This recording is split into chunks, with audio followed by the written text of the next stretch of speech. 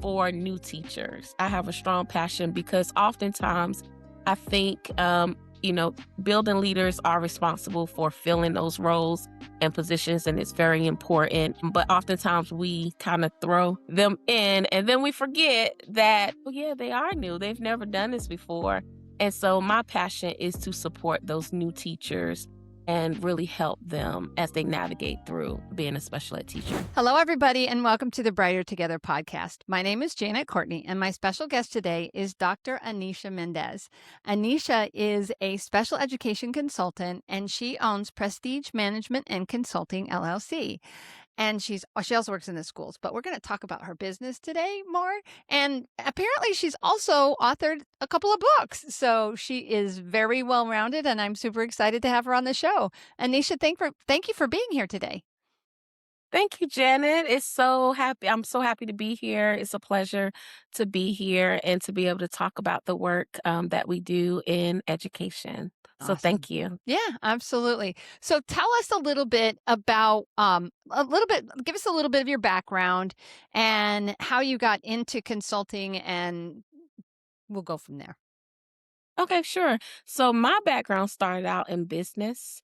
I have a bachelor's and my first master's is in business. Your first And I master's, kind and she has her doctorate. Oh my goodness, girl. I guess I do nothing but school. But so my first master's, I have an MBA, and I kind of did some legal work as it relates to paralegal, and I kind of worked in between civil litigation and some other areas such as that. And then I had the bright idea of entering education. And so entering education, I did get my second master's in special education because I really, really want to know more about the laws and the, rules and things like that. And then, of course, I went on to get my doctorate, which is in special education. I um I just love being in special education. Coming from a business background and kind of more of a legal background, I didn't even realize, but it kind of works. It kind of bridges together. At the time, coming in as a new teacher, I had no idea what I was getting into. And so as I kind of began to navigate through it, I was like, it's kind of similar. It's not, the same, but it's similar to having to, kind of document and look at different laws and things that I was kind of used to doing previously. And so coming into education, it has been a complete joy. Some of, I guess I want to say the things that I've experienced as a teacher, it was kind of scary. Yeah. I always say when I first got hired, I'll just tell you this real quick story. When I first got hired, it was over the summer, and the principal hired me on the spot. She said, "I could tell you can do this," and I was like, "Okay." And she said, "You'll be a co-taught teacher," and I was like, "Well, what is a co-taught teacher?" And she said, "Well, it'll be two teachers in the room," and I said, "Okay." Never had taught before, but got hired, and I was really, really excited. And I spent the rest of my summer just kind of processing. And, I said, it's going to be okay because I'm going to be in a room with someone else who will be able to kind of help navigate. And so when I showed up during pre planning, I was so excited. And she greeted me and she said, "There's been a change of plans." And I Oh. said, "Oh, okay." And she said, "But I'm gonna, let you meet the team." And I said, "What's the change of plans?" And she said, "We're gonna put you in the resource class." And I said, "Okay." I said, "Is that different from the co-taught class?" And she said, "It is." And I said, "Well, is that two teachers? Because that's all I remembered all summer. I'm going in and be two teachers." And she said, "No, it's one. And you're You're gonna be it. the one." And so I remember walking down the hall saying, "I have no clue of what I'm doing, none." And she was like, "You're gonna be fine." And the whole week, it was like, "You're gonna be fine." But I found that I was not. I was not fine. Mm. I had a lot of anxiety, even going into the first day of school because all of these educators are like, "You got it." And I'm like, and I don't. Mhm. I've never done this before. I'm used to sitting with in board meetings. I'm used to, sitting with attorneys and, kinda going through those type corporate, America, but not in the classroom with students. Right. And so I have a passion for new teachers. I have a strong passion because oftentimes I think, building leaders are responsible for filling those roles and positions, and it's very important. But oftentimes we kind of throw them in, and then we forget that, oh, yeah, they are new. They've never done this before. And so my passion is to support those new teachers and really help them as they navigate through being a special ed teacher. Wow, good for you. It's interesting how our experiences in our lives take us in a direction that we didn't know we were going to go in, and yet I'm a Christian. I believe that God just pushes us where he puts the right Yes, things in front of us. yes, I So believe that. yeah, so that we do find that mission that He has for us, which is really cool. Yes, So tell me, what do you do when you do consulting? What kinds of things do you do? Obviously, I'm assuming you do stuff with new teachers, but yeah. Yes. So all teachers, okay. but I will work with different schools and school districts. They will contract me to come in and kind of, each school and school district is different. So I kind of listen to what their needs are. And based on their needs, I will then kind of see how to support. Oftentimes it's special ed with instruction as well as compliance. And so, a lot of times in Georgia, some schools may be on certain high need lists. So it may be ATSI list, or maybe the CSI list, or even TSI. So depending on what the different needs are, I will tailor my support. We'll do professional learning with the teachers. We'll do check-ins with the teachers.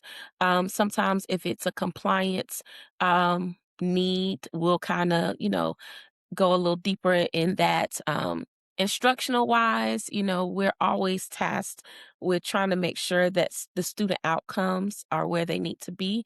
And so we will kind of look at those, progress monitor where students are, and kind of see how we can continue to help them to show growth. So all of those things, I'll work with school districts and support. And I think oftentimes the key that we forget, like we put so much into professional learning and kind of, support for the teachers, but we don't always go back and follow up or Mm. monitor the work that we're saying, hey, put this in place, do this. But when we go back to monitor, we find that to be very, very important. So the list that you talked about, you said you gave me some acronyms and I don't know what those are. So can you tell us what the lists in Georgia, this you said the schools were on these particular lists and you listed 3 of them. And you know what? You just put me on the spot. I'm sorry. So what And well, so give me if you don't have it's okay if you don't have the exact words, but why are they on different lists? That's a better question. What puts them on a particular list? And that's enough right there. absolutely. So and it'll probably come to me in a minute, but based on the need. So it may be like more of overall of how the school is performing, versus it may be certain areas. So it may be that a school is not performing well. When we look at like CCRPI scores, it may be more of it's a certain area. So it may be students with disabilities, or it may be ESOL students who are not performing. So depending on, it could be as a whole school wide, the school is not performing with achievement, or it could be certain areas. Gotcha. Gotcha. And Conyers, where is Conyers at in Georgia? So it's probably about 20 miles outside of Atlanta. Okay. Like almost like a suburb, but not quite, right? Yeah. Yes, So yeah, do you do a yeah. lot of your work in the Atlanta schools or where are you consulting the most? It just varies. Everywhere I always say that if I'm getting in my car, it's almost like 30 minutes everywhere, every direction that I go in. Yeah. Depending on traffic, of course, Right. but Yeah. it just depends. It's wherever I'm needed to support. I am looking to kind of grow in other states. So not necessarily just Georgia. And so that is where our focus is trying to build in 2026 to build in not just in Georgia, but in other states. Because there may be other, rules. However, compliance is compliance, instruction is instruction. Yeah. And so we want to support, wherever we can. Right. Yeah, that's very cool. So, you were going to tell me a little bit about some of the books that you've written. I'd love to hear about those. Sure. So, one, I have a navigating case management. It's a journal, or planner, and it's specifically for special education teachers. Oh, And neat. so, inside of that planner, there are several sections. One section is instruction, and so in that area, a new teacher or a teacher will find sections such as maybe present levels, so we all know that when we're writing an IEP or individualized education plan, we have to make sure that present levels are added within the IEP. And so there's a section where you could collaborate with a general ed teacher and kind of write down what those strengths and needs are. So that's something that they can use. There's another section that kind of goes over what co-teaching, the different co-teaching models are.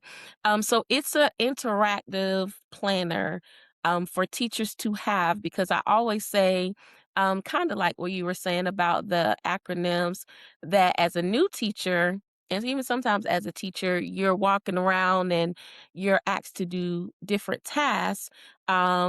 And you don't remember. So you might put it on little stickies and have all these sticky notes all over your desk. Yeah. But if you have a planner that you can just kinda open and kinda jot it down at, any moment when you get find time or, have free time, then you're able to go back and say, "Okay, where was I on progress monitoring?" So there's a progress monitoring section in there as well as compliance.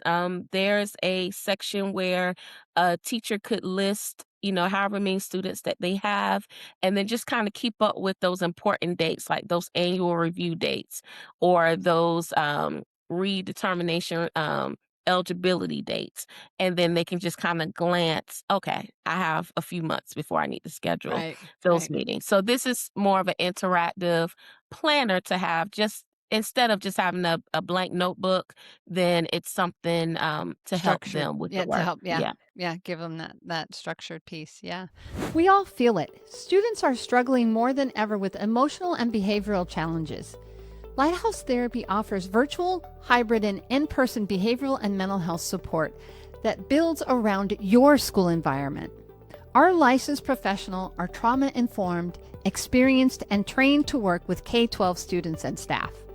You don't get a cookie cutter approach. You get a partner who listens, adapts, and builds trust. Because when students feel safe and seen, they thrive. Learn how you can get support at your school at lighthouse-therapy.com/brighter together. And the Absolutely.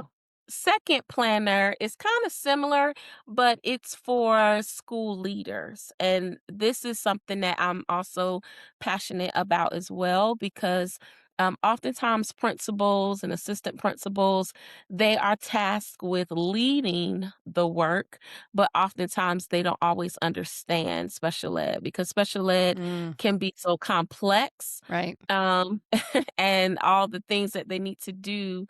It's a planner to help them. So there are sections in there that have guiding questions, and those guiding questions are things that they can help lead their school teams and kind of still be in the know of what's going on in their school building.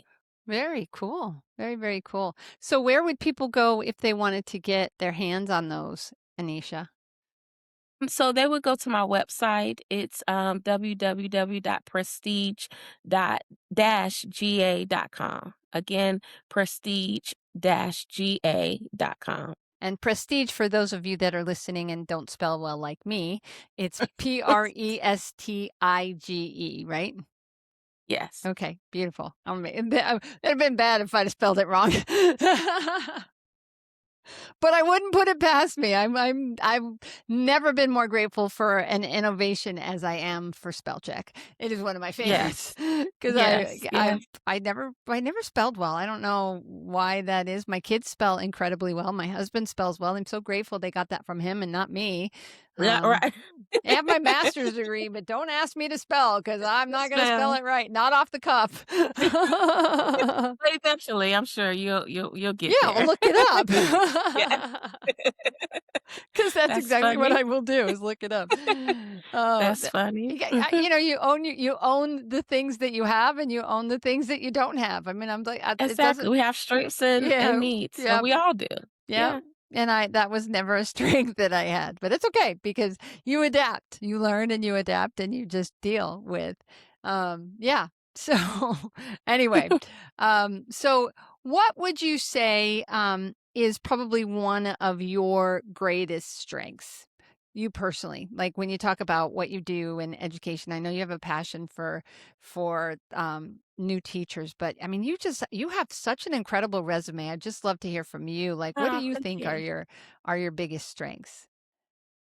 So one, I feel like I have a strong, sense of key details and able to, really listen to what's happening. And I think that's important when you are in special education and you're listening to maybe challenges, from maybe staff or even concerns from parents that just being able to listen and pay attention to certain key details.